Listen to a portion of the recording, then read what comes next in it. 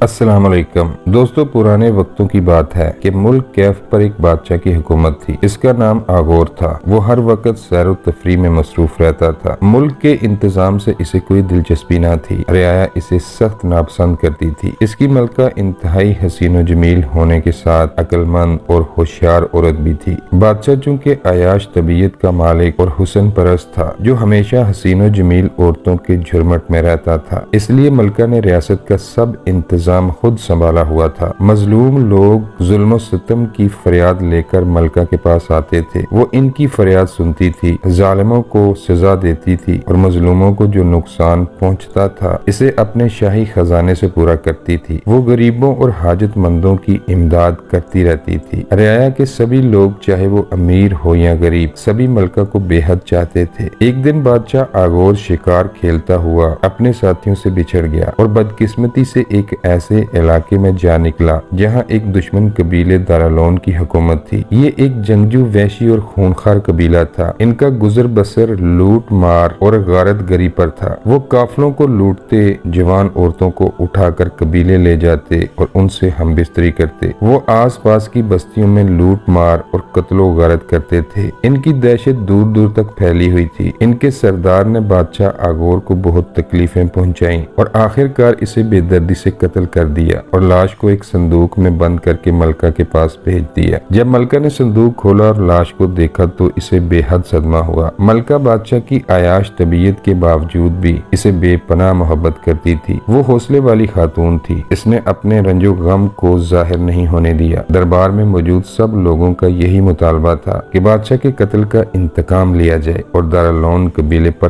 حملہ کیا جائے۔ ملکہ نے بہت عقل سے جواب دیا اور کہا کہ میرے معزز درباریوں، میں بادشاہ کے قتل کا انتقام ضرور لوں گی، لیکن میں چاہتی ہوں کہ سانپ بھی مر جائے اور لاٹھی بھی نہ ٹوٹے، یعنی دارالون قبیلے والوں سے انتقام بھی لے لوں اور ہمارا کوئی نقصان بھی نہ ہو۔ بادشاہ آغور کو قتل کرنے کے بعد دارالون کے سردار کا حوصلہ بہت بڑھ گیا تھا۔ اس کی نظر حسین و جمیل ملکہ پر تھی۔ وہ ملکہ کے ساتھ رنگین راتیں گزارنے کا خواہش مند تھا۔ اس نے سوچا کہ چونکہ بادشاہ کے مرنے کے بعد ملکہ بہت کمزور اور تنہا ہو چکی ہے، کیوں نہ اس سے شادی کر لی جائے۔ اس طرح حسین و جمیل ملکہ بھی اس کے بستر پر ہوگی اور ملک پر بھی دارالون قبیلے کی حکومت ہوگی۔ چنانچہ اس نے 20 آدمیوں کا ایک وفد ملکہ کی خدمت میں بھیج دیا، جنہوں نے شادی کا پیغام ملکہ کو پہنچایا۔ ملکہ دارالون سردار کی اس جسارت پر بے حد ناراض ہوئی۔ وہ بہت ہوشیار اور عقل مند عورت تھی، اس لیے اس نے اپنے غیظ و غضب کو ظاہر نہ ہونے دیا۔ اس نے بہت خوشی کا اظہار کیا اور بولی، تم لوگوں نے میرے دل کی بات کہہ دی ہے۔ میں خود بھی تمہارے بہادر اور طاقتور سردار سے شادی کرنے کی شدید آرزو رکھتی ہوں۔ اب تم اپنے سردار کے پاس واپس جاؤ۔ کل میں اپنے امیروں اور وزیروں کو تمہارے پاس بھیجوں گی تاکہ وہ تمہیں عزت اور احترام سے اپنے ساتھ لے کر آئیں۔ ملکہ نے وفد کے سربراہ کو بہت سے تحفے تحائف دے کر روانہ کر دیا اور کہلوایا کہ اپنے سردار سے کہنا میں شادی کے لیے تیار ہوں۔ وفد کے جانے کے بعد ملکہ نے اپنے امیروں اور وزیروں سے کہا، انتقام لینے کا وقت آ گیا ہے۔ خبردار، میرے حکم کی تعمیل میں کوئی اعتراض نہ کرنا۔ میں جیسا کہوں ویسا ہی کرنا۔ اگلے دن صبح سویرے وزیر اور امیر وفد کے استقبال کے لیے دارالون قبیلے جا پہنچے۔ انہوں نے کہا، آپ تشریف لے چلیے۔ ملکہ حضور نے آپ لوگوں کو یاد فرمایا ہے۔ قبیلے کے لوگ وحشی ہونے کے ساتھ ساتھ احمق بھی تھے۔ انہوں نے کہا، ہم نہ تو گھوڑوں پر سوار ہو کر جائیں گے اور نہ کسی اور سواری پر بیٹھیں گے، بلکہ ہم تمہارے کندھوں پر سوار ہو کر جائیں گے تاکہ لوگوں پر ہمارا روب بیٹھ جائے اور وہ یہ بات اچھی طرح سمجھ لیں کہ اب ہم ان کے حاکم ہوں گے۔ یہ بےہودہ فرمائش سن کر کیف کے امیروں کو بے حد غصہ آیا۔ ایک وزیر نے کہا، ہماری ملکہ کا حکم ہے کہ ہم آپ لوگوں کو عزت اور احترام کے ساتھ لے کر آئیں۔ اگر آپ لوگوں کی یہی مرضی ہے تو ہمیں آپ کی یہ شرط بھی منظور ہے۔ یہ کہہ کر انہوں نے دارالون والوں کو اپنے کندھوں پر اٹھا لیا اور محل کی طرف چل پڑے۔ جب وہ محل کے نزدیک پہنچے تو ایک دربان انہیں محل کی پچھلی طرف لے گیا۔ وہاں ایک گہرا کنواں کھدا ہوا تھا۔ انہوں نے دارالون والوں کو یہاں پھینک دیا اور کہا، ملکہ کا حکم ہے کہ معزز مہمانوں کو زندہ دفن کر دیا جائے۔ اب قبیلے والے بہت گھبرا گئے۔ انہوں نے ادھر ادھر بھاگنے کی کوشش کی، لیکن ملکہ کے سپاہیوں نے انہیں دھکیل کر کنویں میں گرا دیا۔ اس کام سے فارغ ہو کر ملکہ نے اپنے کچھ ہوشیار امیروں کو دارالون کے سردار کے کے پاس بھیجا۔ انہوں نے سردار کی خدمت میں بہت قیمتی تحائف پیش کیے اور کہا ہماری ملکہ آپ سے شادی کرنے کے لیے بے قرار ہے۔ آپ نے جو لوگ بھیجے تھے وہ ملکہ نے اپنے پاس ٹھہرا لیے ہیں تاکہ وہ آپ کے آداب اور رسوم سے واقف ہو جائیں۔ ہماری ملکہ کی خواہش ہے کہ آپ اپنے شاہ سواروں، فوجی افسروں اور معزز لوگوں کو میری طرف بھیجیں تاکہ وہ مجھے شان و شوکت سے یہاں سے لے کر جائیں۔ سردار یہ خوشخبری سن کر پھولا نہ سمایا۔ اس نے اپنے تمام سرداروں،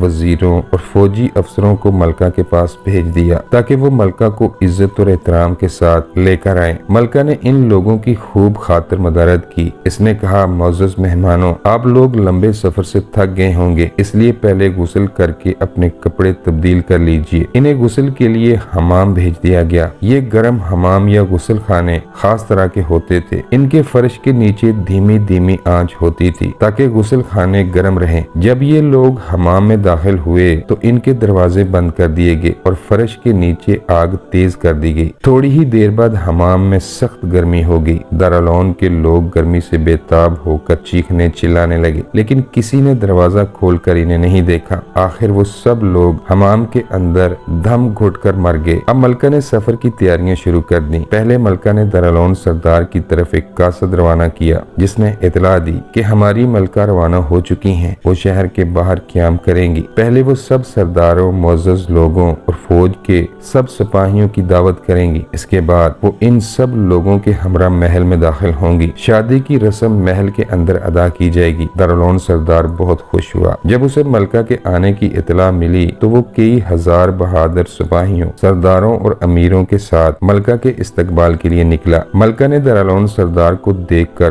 بہت خوشی اور مسرت کا اظہار کیا۔ سردار نے پوچھا میں نے جو فوجی افسر اور سردار آپ کے استقبال کے لیے بھیجے تھے وہ کہاں ہیں؟ ملکہ نے کہا وہ پورے لشکر کے ساتھ پیچھے پیچھے آ رہے ہیں۔ یہ جواب سن کر سردار مطمئن ہو گیا۔ رات کے وقت ملکہ نے دارالعلوم سردار اور اس کے ساتھیوں کی پرتکلف دعوت کی۔ خوبصورت لونڈیاں طرح طرح کے کھانے دسترخوان پر لگانے لگی جنہیں دیکھ کر دارالعلوم کے سرداروں کے منہ کھلے کے کھلے رہ گئے۔ سب لوگوں نے خوب ڈٹ کر کھانا کھایا۔ اس کے بعد خوبصورت لونڈیاں مہمانوں کو شراب پیش کرنے لگی۔ دارالعلوم کے سردار، امیر، وزیر اور فوجی افسران سب شراب اور شباب کی محفل میں مدہوش ہونے لگے کیونکہ شراب میں نشہ آور دوائی ملائی گئی تھی۔ جب ملکہ کو یقین ہو گیا کہ اب انہیں کسی بات کا ہوش نہیں رہا تو اس نے اپنے سپاہیوں کو اشارہ کیا۔ دارالعلوم والوں کی یہ حالت تھی کہ وہ بھاگنا چاہتے تھے مگر نشے کی وجہ سے قدم لڑکھڑا رہے تھے۔ وہ اٹھ کر گرتے اور گرنے کے بعد پھر اٹھنے کی کوشش کرتے۔ ملکہ کے سپاہیوں اور خوبصورت لونڈیوں جن کے ساتھ وہ چند لمحے پہلے عیاشی کر رہے تھے نے انہیں گاجر مولی کی طرح کاٹ کر پھینک دیا۔ دارالعلوم سردار کسی نہ کسی طرح فرار ہونے میں کامیاب ہو گیا۔ ہر طرف ایک افراتفری مچ گئی۔ لوگ حیران و پریشان تھے۔ ان کی سمجھ میں نہیں آ رہا تھا کہ یہ کیا ہو رہا ہے۔ ملکہ نے دارالعلوم والوں کی قوت بالکل توڑ دی تھی۔ اب ان میں مقابلے کی سکت باقی نہ رہی تھی۔ وہ قلعہ بند ہو کر بیٹھ گئے۔ ملکہ نے قلعے کا محاصرہ کر لیا اور پھر پوری قوت کے ساتھ حملہ کر کے قلعے کو راکھ کے ڈھیر میں تبدیل کر کے رکھ دیا اور یوں ملکہ نے اپنے بادشاہ کے قتل کا انتقام لیا۔ اور اس پورے مارکے میں ملکہ کا ایک بھی فوجی ہلاک نہیں ہوا اور اس کے بعد ملکہ اور اس کے تمام لوگ ہنسی خوشی زندگی بسر کرنے لگے۔ پیارے دوستو، کہانی اچھی لگے تو لائک کریں اور چینل سبسکرائب کر کے بیل کے بٹن کو بھی دبا دیں تاکہ ہماری آئندہ آنے والی ویڈیوز کا نوٹیفیکیشن آپ کو بر وقت ملتا رہے۔ اللہ تعالی ہم سب کا حامی و ناصر ہو، آمین یا رب العالمین۔